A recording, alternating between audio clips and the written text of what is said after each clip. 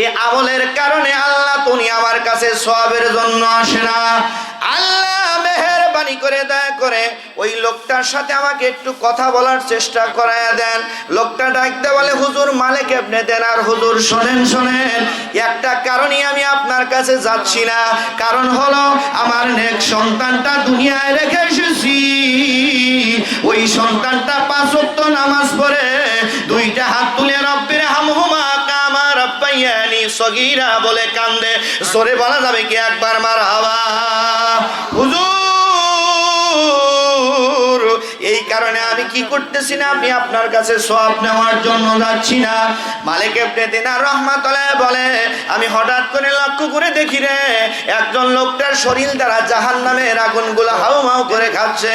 লোকটা চিৎকার মারতেছে, লোকটা চোখের পানি ছেড়ে দিয়ে দিয়ে কান্নাকাটি আরম্ভ করে দিলেন। কান্নাকাটি আরম্ভ করে দেওয়ার পরে মালিক ইবনে দিনারকে ডাকতে বলছে, হুজুর আপনি একটু আমার বাড়িতে যাবেন। আমার জনম দুঃখিনী বেটা এক ওয়াক্ত নামাজ পড়ে না, এক ওয়াক্ত একটা রোজাও রাখে না, হজ করে না, দান করে না। হুজুর মেহেরবানি করে দয়া করে আমার বাড়িতে চলে যাবেন। সোনার মানিকেরা, আব্বা জানেরা, ভাই জানেরা, এ চাকসার ভাইরা রে, শোনো রে, একটা পুত্র সন্তান জন্ম দিয়ে যাও। ওই পুত্র সন্তান তুমি মারা গেলে যেন 2টা হাত তুলে দোয়া করে। কথা বলেন ঠিক কিনা? সলমান ঠিক কিনা? লোকটা বললেন, হুজুর আপনি মেহেরবানি করে দয়া করে আপনি যদি যাইতেন।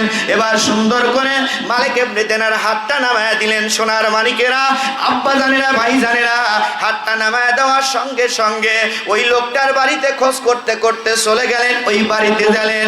আল্লাহর আলী মালিক ইবনে দিনার ওই বাড়িতে যাওয়ার সঙ্গে সঙ্গে লক্ষ্য করে বলতেছে, এ আব্দুর রহমান বাড়িতে আছো নাকি? ও আব্দুর রহমান, এ বেটা বাড়িতে আসো নাকি? বলো বলো। আব্দুর রহমান ডাকতে বলে, হুজুর। ওনার সন্তান ডাকতে বলে, হুজুর আমার কলিজার টুকরা আব্বা বাড়িতে নাই, বাজারে গেছে। জোরে কোন মারহাবা? কিসে গেছে? বাজারে গেছে। আল্লাহর ওলি মালিক ইবনে দিনার টুকটুক করে খুঁজতে খুঁজতে বাজারে চলে গেলেন। কিছু কিছু মানুষকে ডাকতে বলছে, বলেন তো এই আব্দুর রহমান কোথায় গেছে? আব্দুর রহমান কোথায় গেছে? এবার ডাকতে বলে, হুজুর বেয়াদবি মাফ করে দিবেন, মাফ করে দিবেন। হুজুর আব্দুর রহমান যে জায়গায় গেছে ওই জায়গায় যাওয়া যাবে না, যাওয়া যাবে না।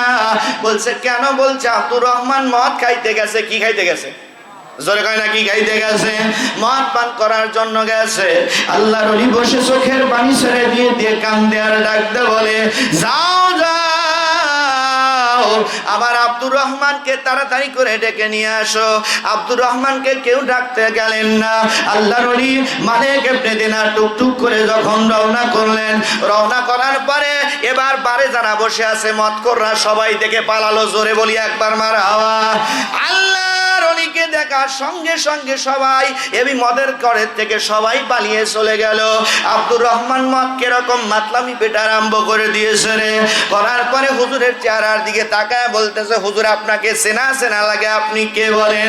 আল্লাহর ওলি মালিক ইবনে দিনার এত জোরে একটা চর দিলেন ওনার গানের উপরে, দেওয়ার পরে বলছে, তোর মতো কুলঙ্গার সন্তানের কারণে তোর আব্বার কবরে তোর আব্বাকে জাহান্নামী পোশাক পরাইছে। জোরে বলা যাবে কি একবার নাউজুবিল্লাহ? আল্লাহর ওলি মালিক ইবনে দিনার চোখের পানি ছেড়ে দিয়ে বলে, বদমাইশ চল চল চল চল, তাড়াতাড়ি করে চল, গোসল দিতে হবে। গোসল দেওয়ার পরে ওর নেশাটা কেটে গেল। নেশাটা কাটার পরে আল্লাহর ওলি মালিক ইবনে দিনার ওনার উপরে তাওয়াজ্জুহ ফয়াজ বরকত যখন নিক্ষেপ করলেন নবীর উম্মতেরা রে, ওনার অন্তর দ্বারা কলব দ্বারা আল্লাহ আল্লাহ জিকির জারি হয়ে গেল। কলব দ্বারা সিদরাতুল মুনতাহা পর্যন্ত দেখতে পারে, সিদরাতুল মুনতাহা পর্যন্ত দেখতে পারে। আল্লাহ ডাকতে বলে, বন্ধু মালিক ইবনে দিনার, যা একটা সেকেন্ড দেরি করিস না, যা চলে যা চলে যা। এ বন্ধু ওর আব্বার কবরের পাশে বসায় দে। আর আব্বার কবরের পাশে বসায় দিলে আসল খেলাটা দেখা যাবে। জোরে বলা যাবে কি একবার মারহাবা? মালিক ইবনে দিনার বলছে, এ আব্দুর রহমান চলো যাই, কবরস্থানে যাই। কোথায় যাই? কবরস্থানে যাই।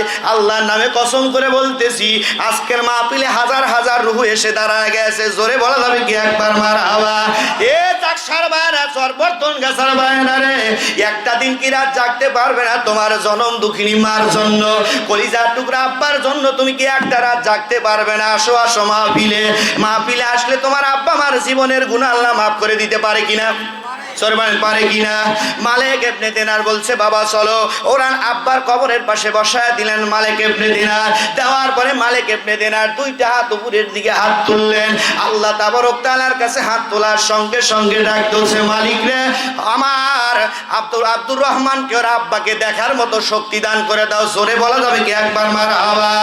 সোনার মালিকেরা, আব্বা জানেরা, ভাই জানেরা, নবীর উম্মতেরা রে, কোন নবীর আমরা উম্মত রে, কোন নবীর আমরা উম্মত রে, কোন নবীর উম্মত? রহমাতাল লিল আলামিন নবী। আল্লাহর সাথে সাক্ষাৎ হওয়ার পরে আল্লাহ তাবারক তাআলা বললেন, হাবিব আপনি যান যান যান, আমি আল্লাহ তাবারক তাআলা আপনাকে 5 ওয়াক্ত নামাজ দিয়ে দিলাম। রহমাতাল লিল আলামিন নবী চলে আসার পরে আরশের দুইটা পা ধরে চোখের পানি ছেড়ে দিয়ে দিয়ে কান্দে। আল্লাহ বলে, বন্ধু কাঁদেন কেন? বলছে, আল্লাহ আমি আপনার সাথে সাক্ষাৎ করলাম, আল্লাহ মেহেরবানি করে দয়া করে আমার উম্মতেরা কেমন করে সাক্ষাৎ করবে বলে দাও। জোরে বলা যাবে কি একবার মারহাবা? তুই জোরে কোন মারহাবা? আল্লাহ ডাক দে বলে, এ তামাম দুনিয়ার মানুষেরা তোমরা যদি 5 ওয়াক্ত নামাজ পড়ো, কয় ওয়াক্ত? 5 ওয়াক্ত নামাজ পড়ে আমার উম্মতের সাথে আল্লাহ তাবারক তাআলা সাক্ষাৎ হবে। জোরে বলা যাবে কি একবার মারহাবা? সোনার মালিকেরা, আব্বা জানেরা, ভাই জানেরা, লম্বা চওড়া ঘটনা, আমি ওদিকে যাচ্ছি না। আল্লাহর পয়গম্বর মুসা আলাইহিস সালাম আল্লাহ তাবারক তাআলাকে ডাক দিয়েছে, আল্লাহ আমি তোমাকে দেখব। আল্লাহ ডাক দিয়েছে, না না, একটা নবীর পয়গম্বরকে আমি দেখা দেব, সে হলো আখিরি জামানার পয়গম্বর, যার নাম হবে আসমানে নাম হবে আহমদ, জমিনে নাম হবে মুহাম্মদ। জোরে বলা যাবে কি একবার মারহাবা? এই উম্মতেরা যদি একটু কষ্ট করে, একটু সাধনা করে রে, একটা সেকেন্ডেই মালিককে আল্লাহকে দেখা কষ্ট হয়। মালিক ইবনে দিনার বলতেছে, আমি বসায় দিলাম দুইটা হাত, মালিকের দরবারে হাত তুললাম। তোলার সঙ্গে সঙ্গে আমার আল্লাহ ডাকতে বলে, মালিক ইবনে দিনার, এবার